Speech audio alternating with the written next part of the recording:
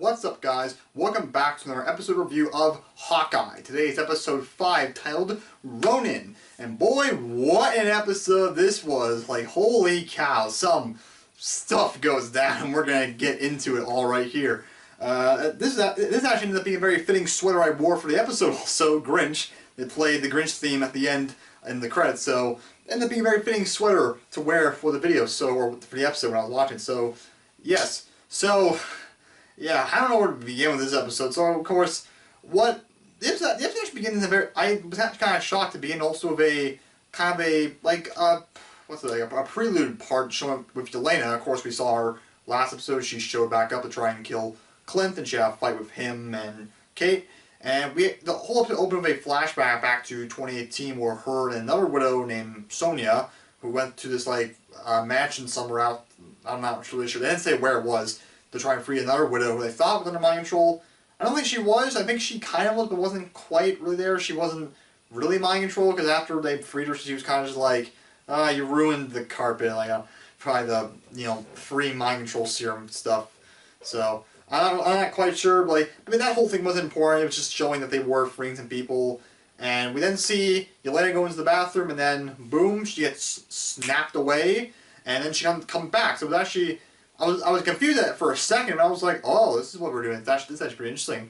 We're seeing the perspective of, a person snapping away, but snapping back also, because we've established before that, the people that got snapped away by the Thanos, when they got snapped back by Hulk, they were snapped back, the instant they were snapped away. They don't remember any being fading away. They don't remember any of that. All they remember is that they were just standing there, and all of a sudden they just woke up and such. It was very odd. We've seen that with Monica Rambeau and WandaVision, and so that's all pretty cool. So that was insane, seeing that perspective from a character, showing them just vanish and then reappear. That was pretty cool, and seeing the transition of the room, of the bathroom, going from this very pale kind of color to now a green color, and she steps out and finds the Black Widow that's still there. They freed, have a family now and such. So it was all pretty crazy seeing that. It was a pretty cool scene. So I dug that. I like how we've had a few episodes so far to see them. We've had opening segments that establish an origin or flashback of something important about what happened with this character previously.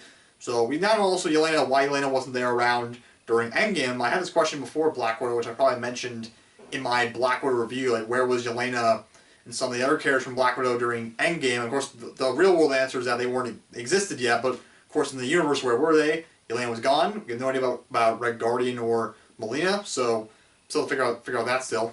And we don't even know where they are either at this point, so that's not important right now.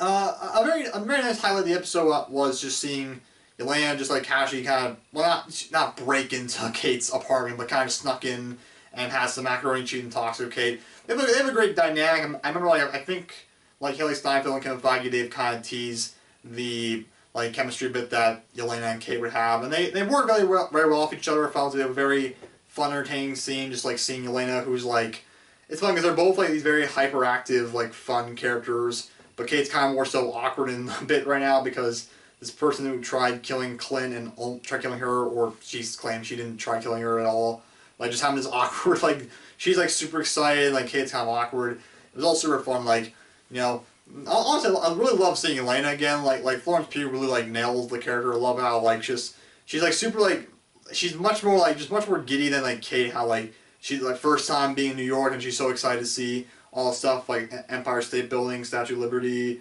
Rockefeller Center, and also Christmas stuff.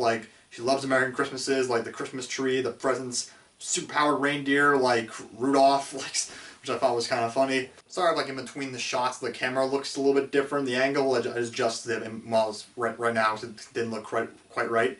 Just want to mention that.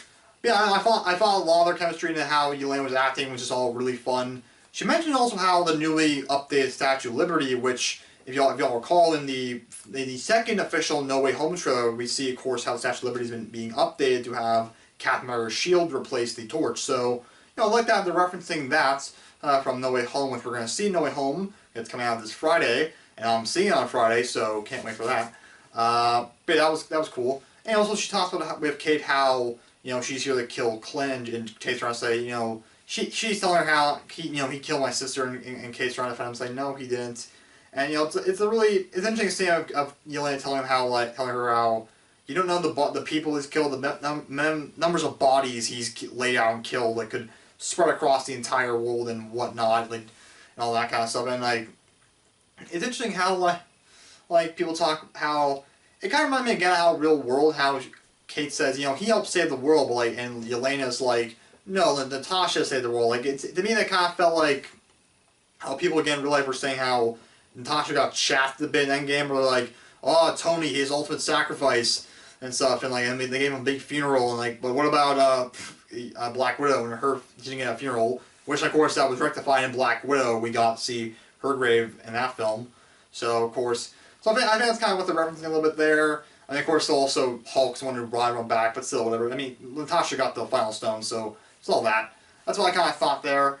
But it's interesting her talking with Kate about Clint killing people, and I kind of wondered about this a little bit. What's the line they draw with Clint? I probably mentioned this in one of the prior reviews, but what's the line they draw with Clint killing people?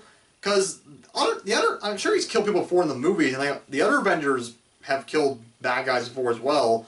Iron Man's killed a bunch of terrorists in the first Iron Man film. Black Widow and has definitely killed some people in the Captain America movies. Same with Cap, and in Winter Soldier when he storms the Lemurian Star boat, definitely some people died there. Or the opening fight in Civil War where they're hunting down Crossbones.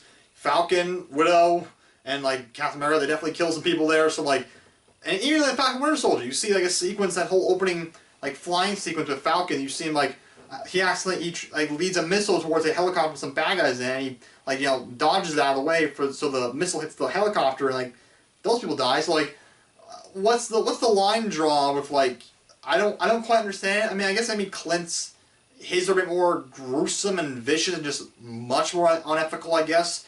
I mean, Endgame, the way Rhodey talked about how the scenes he leaves at all these places are just they're just whoa. So I guess that's the point they're trying to make. They're kind of vicious, and plus it's cause he was going all over the place and just killing all these people for those 5 years. I don't know. It's an interesting line they draw about why is it taking more of a bigger deal of Clint when he does it. So I don't know. I even started thinking about I think maybe Marvel wants to try and scale back on the Avengers and all the heroes killing people. I think back to there's times in a lot of the films recently where you could see some of the aliens they kill, but not all the time. I guess they don't kill. I don't think characters like Black Panther and them have killed. So I don't know, I'm not sure about what they're really doing there, but it's just an interesting thing I thought about. So how do we determine what's the line they draw there with Clint killing people when definitely other heroes in the films have killed some people? So I don't know. That's what I was saying. Yeah, that was a great scene, and and Elena was also eating mac and cheese, which is a callback to the Black Widow film where she also ate mac and cheese, and that liked it. So that's fun.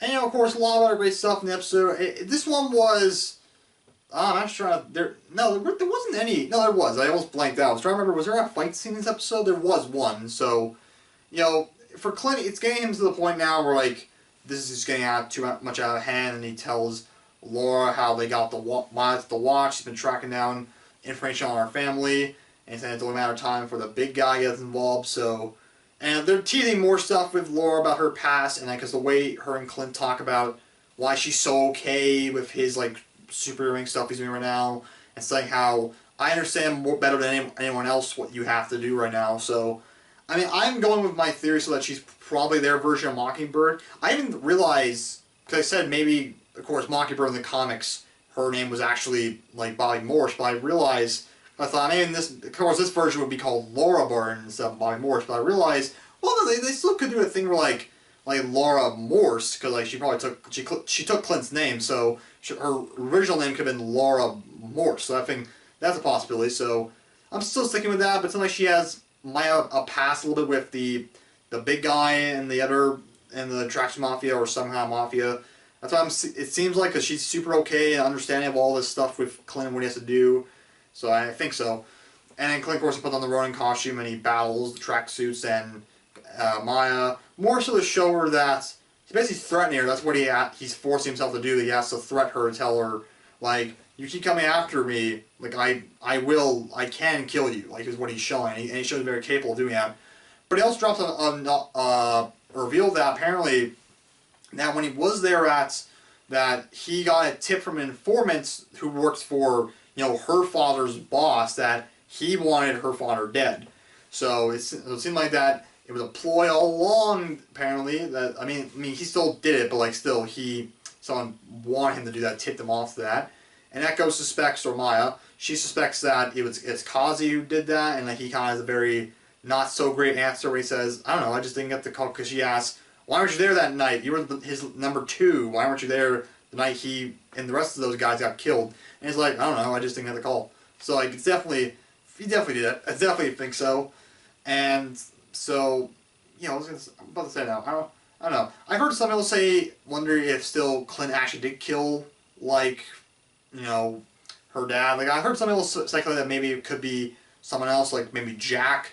But I'm now starting to think that I feel like Clint did kill her dad, just from how he's phrased that stuff to Maya and such. But like, but I don't think Jack. I'm actually now starting to not suspect Jack anymore at this point, with his being somehow a bad guy, because it seems like from the way when Kate comes back home after Clint told her to go back home and has a heart-to-heart with her mom.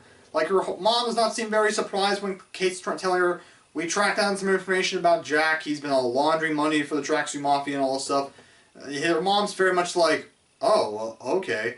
And it feels like, from watching the scene, I feel like maybe it's possible she's like, oh, dang it, she's getting close to something, so like maybe she was planning that from the start to frame Jack in case, stuff got too close or something. So, because Jack even seems like he's kind of like, he's not too mad about it. He's like, this is a misunderstanding. I'm being framed. I'll get this done niffy, and I'll be home in time for Christmas dinner and feast.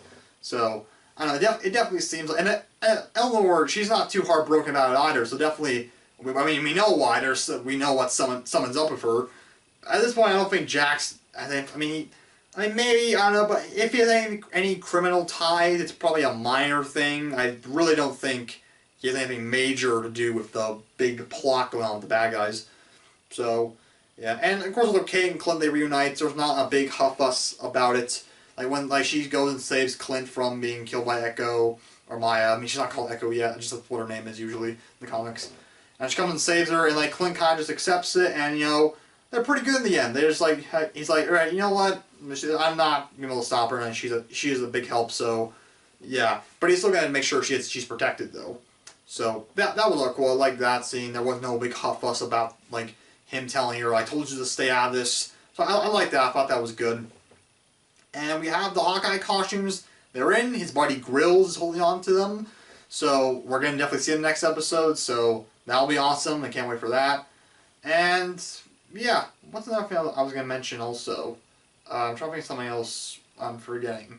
I don't know. Oh, the fight also with, Maya and Clint was a pretty cool fight. I really dug it. We saw like more things in the world also about showing the world building, of showing how the MCU is kind of like scaled, or not. What's the goddamn word again? I forgot it. Yeah, man. I said it in the Eternals review, like kind of like, I don't know. I'll put it in the video what it was again, the word, because I literally can't remember it now. But like if I do remember it, but like how the MCU still live because they've been around for so long now. These heroes and characters, they're starting to like just cover the world like their own special things, and it's like how in New York there's a little memorial plaque talking about the battle in New York and how the Avengers first assembled here and listing all the Avengers names. So I thought that was cool. And like Clint talks to that thing and talks to Natasha, and kind of says how like he wished he was here. He really needs to talk to her now because like they were friends. So I thought that's very sad and like a nice scene. So yeah, I'm trying to think. Is there something else I'm forgetting to mention? I don't think there is. Oh, I guess another thing I should have mentioned earlier with Elena, which ties into the other thing at the end, is that, Kate asks Elena, why are you after Clint? And like, of course, she mentions that she was hired to kill Clint also, which, reveals more, but we thought that Val just sent her after to kill Clint for some reason. Like, Val was lying to her, but apparently not. It seemed like someone hired Val to do it, so I'm not quite certain what that means. I guess it means that Val is Val is Elena's employer, but I guess that means that other people go to Val and hire her, like, group or company services for jobs, I guess, and then she picks out her like members and like goes to do the mission, I guess. Well, I'm assuming from that. So I guess maybe that's also what John Walker does for her, but he may not know that though. So yeah, I mean, I imagine Elena is probably not gonna be happy when she learns that she's hired by this specific person because she also says how like Kate, like she's not doesn't want to kill Kate. She likes Kate. And she didn't try killing her last time, but she just tried getting her out of her way, like just like dangling her off the roof so she wouldn't get hurt. But she does threaten her that if she does try to get in my way, I will come after you. But she does decide to look into, and Kate mentions you should look into maybe who hired you since you don't know who did. And she does, and she tells Kate this, and tells her, of course, it's her mom apparently who hired her. So yeah, something's going on with her. And let's get to this now finally. So we come to the big reveal of the episode. We find out that, of course, like I said, Eleanor is the secret bad guy, so I guess Jack was a red herring, it seems like. But then, of course, the other big reveal, we find out that Eleanor is actually working for the goddamn Kingpin. Vincent D'Onofrio himself from Netflix's Daredevil. Dude is back. Like, I cannot express how much... I shouted. I screamed... The minute I saw him, I was like, holy shit! Like, I screamed, I was like, yes! Like, I was like, I was so excited when I saw him. Like, honestly, I mentioned it, like, in the previous reviews for the show, but I was like, but again, I'll say, like, Daredevil, one of my top 10, top 5 shows. Like, that show, I was always into Daredevil, but like, that show got me more into Daredevil. Like, I love, that show made me love the character and, like, his stories, and, like, Charlie Cox and Vincent D'Onofrio particularly were just fantastic as those performances. Like, D'Onofrio, like, I don't think he can be top. Like, that's just, like, perfect casting, like, just lightning in the bottle they got there of him as Kingpin, and, like, and, of course, we heard all those rumors and teases that he might be coming back, and he's finally here, so it's, like, insane.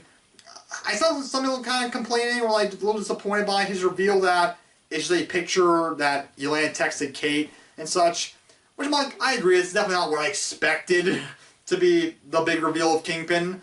But yeah, still, I don't think how they reveal it matters. I think just what matters is that they reveal that it is Kingpin at all, and that it's specifically D'Onofrio's Kingpin, because it's a major implication that, I mean, again, we have to wait till, like, next week's episode to see what exactly that reveals with him back as Kingpin. Like, does that mean the Netflix shows are canon, like, or specifically is Daredevil specifically canon, or are they not canon, but they just bring back this specific actor? Because I know Kevin Feige said before how he really liked and loved the performances by D'Onofrio and Charlie Cox. So I'm assuming, like, maybe that's that. I don't know. I'm hoping very much that it does mean it's canon, because that show is amazing. Like, they'd be fools to not make it canon. I mean, there is a problem you could see that maybe Disney doesn't want a super heavy, like, mature show in the Marvel Universe thing, because that show is definitely way above Disney's, like, family-friendly content. Like, it's very much, like, there's gruesome murder, there is lots of blood, like, the Punisher dropped the F word one time in an episode, so, like, it's definitely a much more mature show.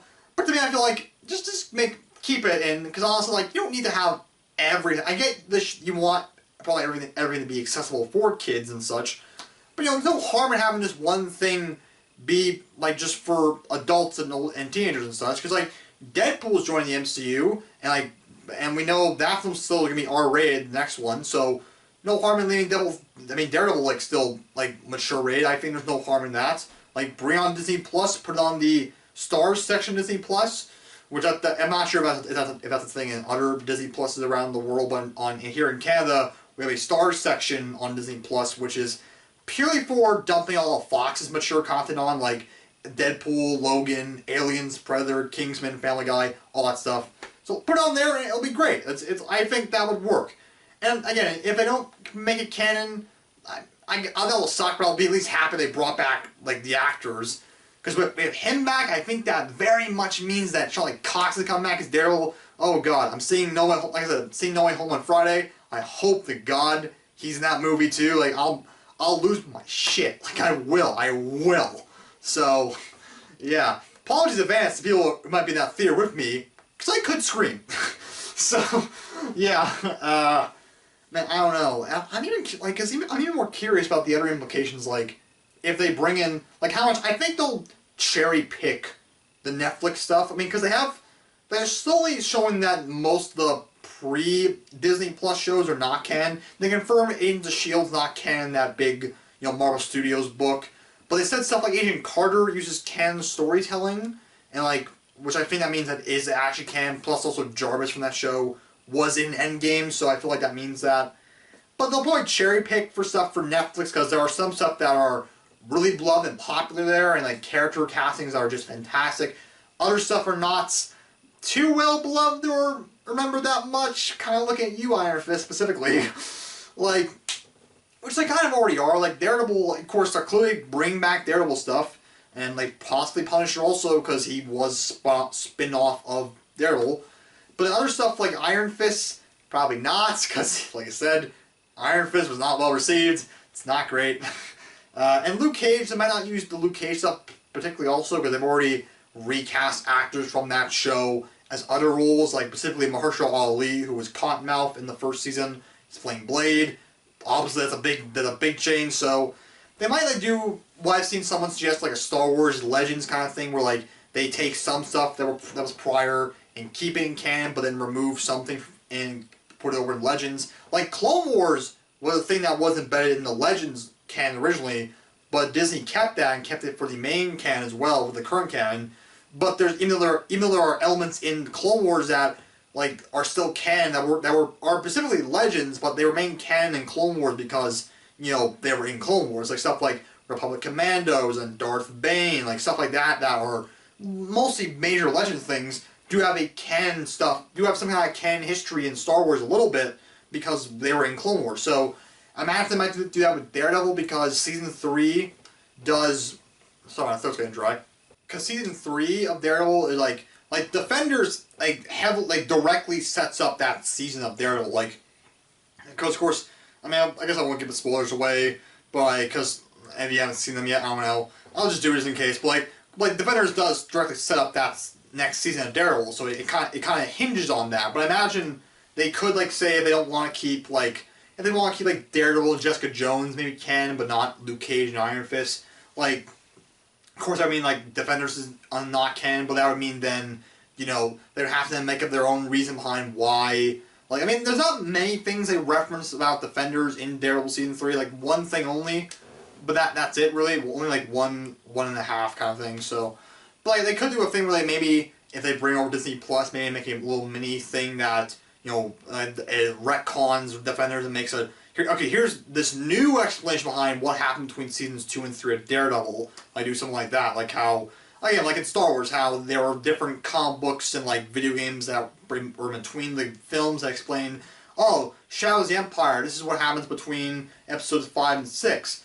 That's not canon anymore, so actually here's these other comics now in the main, from Disney's era, that actually explains what happened between, those two films, or other stuff, how, oh, here's all these games and books that explained what happened after Return of the Jedi, but now not canon. So here's all these other comics and the new films and Mandalorian about what happened after Return of the Jedi. So, stuff like that, I think it could work. I think it's definitely easy to just cherry pick things. So, yeah, but I'm just hoping it's canon. I really want to be canon. Come on, Disney, Kevin Feige, don't let me down, boy. Come on. So, yeah. There was no other credit scene in this episode, which I was surprised by, because usually by the second episode, the penultimate episode of each of the shows, there's usually an after credit scene. But, I guess next week we'll get an after credit scene for sure. We will have to. So, I cannot wait to see what goes down next episode. We're going to see Kingpin for sure, and I can't wait to see if Clint interact. He's going to have to interact with him. The fight scenes they might do, how Clint and Elena meeting up, oh yeah, that's something I actually did forget to mention. Excuse me. So Clint is aware that who Yelena is Black Widow's sister, because when Kate mentions that she had a talk with Yelena, Clint mentions that she says she's Natasha's sister. Clint immediately said Yelena. So I guess it makes sense that Natasha did tell her at some point. I mean, I guess I was kind of wondering, what do you know who that is? But I guess in the end I'm yeah, I guess it makes sense. Natasha at some point, prior to the Avengers or after the Avengers, during or maybe. At some point, she would mention it to him because they were good friends, so I imagine that makes sense. So, I really can't wait to see how their storyline wraps up and how he tells her. I feel like Val will make an appearance also probably next episode, so that'll be interesting. Yeah, honestly, I think overall this was a 9 out of 10. Like, I think, honestly, again, I didn't really have any problems with it. I don't know, not really, I guess maybe like minor nitpicky things if I could think of any, but like, yeah, I don't want to give it a straight 10 out of 10, but like, it's very close to that, so 9 out of 10. It's a really good episode. I cannot wait for next week's episode. I'm really sad that the show's already ending, because I'm really loving it, so I really hope they do another season, honestly, because I think there's a lot of potential to do more stuff with Hawkeye and Kate, so, yeah. But yeah, thank you all for watching. Tell me in the comment section down below, what did you all think of episode 5 of Hawkeye, and how excited are you for next week's episode, and how excited are you that the Kingpin, Vincent D'Onofrio, the dude, he's here, he's in the MCU finally as the Kingpin. Like, I'm obviously incredibly just hyped and just, yeah. Alright, so yeah, let me know what you all thought of his reveal down below, and are you excited to see more of him, and what do you expect to see in the next episode. And so, yeah, thank you all for watching, and I'll see you guys next week for the final episode of Hawkeye. So, yeah, I'll see you guys all later. Goodbye. Hey, if you liked that video, guess what? YouTube put out a video just for you on the left. Or, if you want to take my advice, watch the most recent video on the right. Thanks for watching.